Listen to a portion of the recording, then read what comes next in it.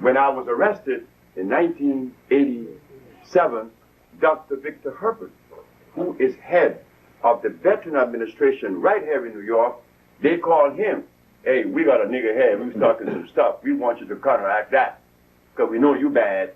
They brought him, they brought Dr. Bonanno from Memorial Hospital in Boston, we want you. They went all the way to Minnesota and got Dr. Christopher Hubb, 3 doctors in the Supreme Court against me.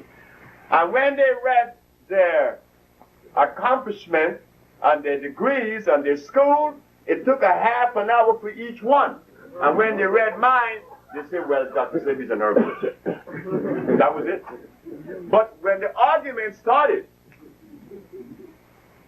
I asked the questions that the doctors were not prepared to answer.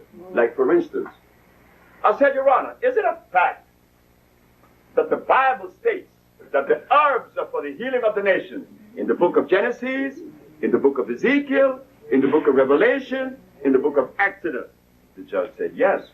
I said, well, if the Bible states that the herbs are for the healing of the nations, then isn't that coming from God? The judge said, yes. Well, why am I being arrested? I use herbs. The physician used chemicals. They are not being arrested. So, am I the violator?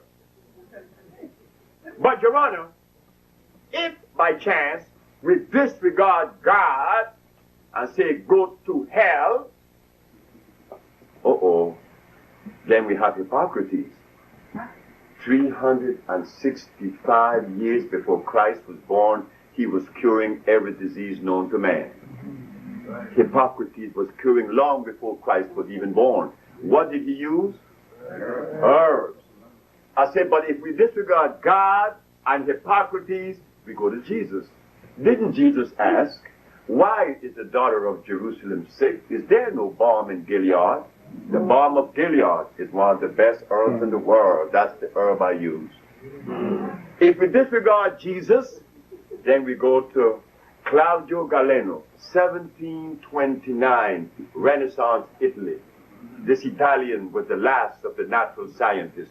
He cured the Prince de Medici's children of all the diseases that they had using herbs. So, Your Honor, we have God, Hippocrates, Jesus Christ, and Galeno. Now we go to science. Science shows that the only substance that could readily assimilate and render good is a substance that has carbon base. Chemicals has no carbon base, neither does artificial plants. So I rest my case. And the judge looked at the physician and said, and asked, do I get a response? The physician had the pencil and was going